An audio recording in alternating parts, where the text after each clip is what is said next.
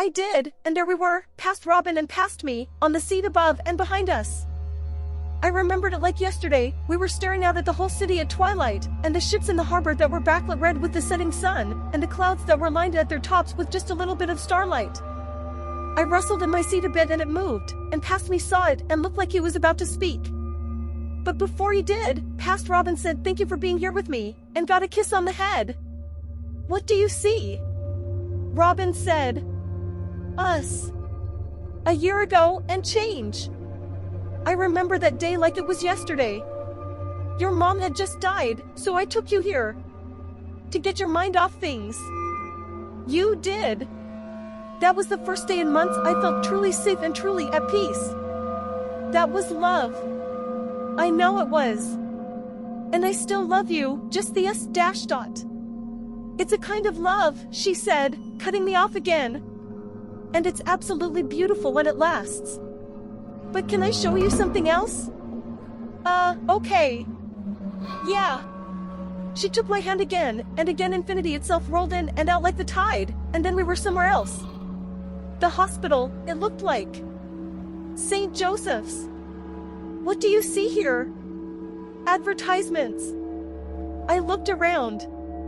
Nurses running up and down the hallway. Doctors reviewing notes and talking to their patients. I don't know. A hospital.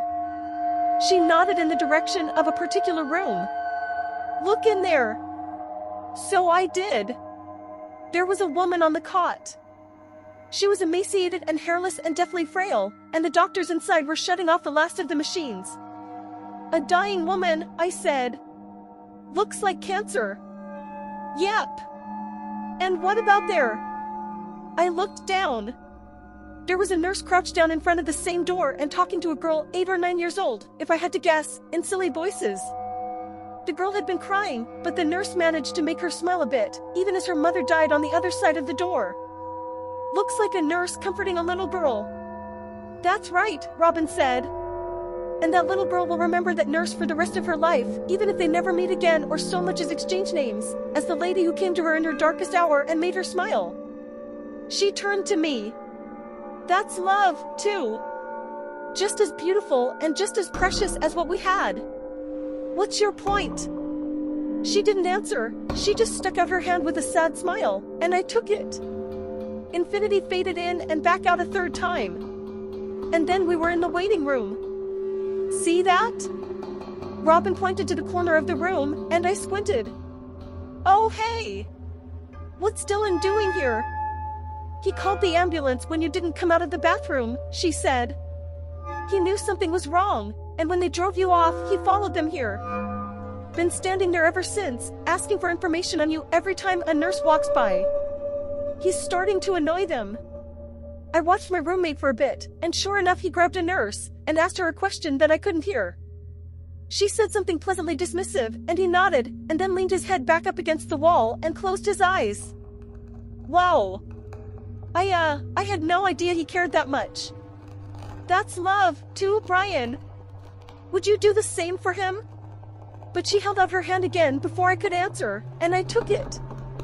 For a fourth time Infinity blinked.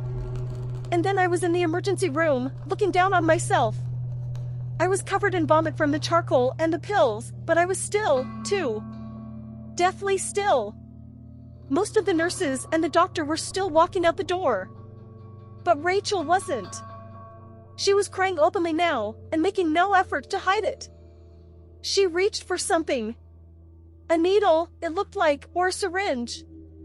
What's she doing? You'll see soon enough, Robin said.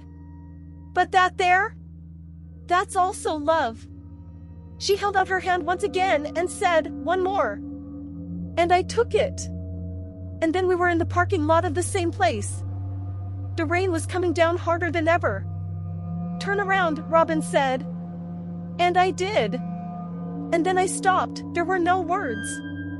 It was my father in his car. He was holding a Bible up to his chest with both hands, and he was crying in a way no child should ever have to see their father cry. And that there? Robin said. That's the kind of love that can move mountains.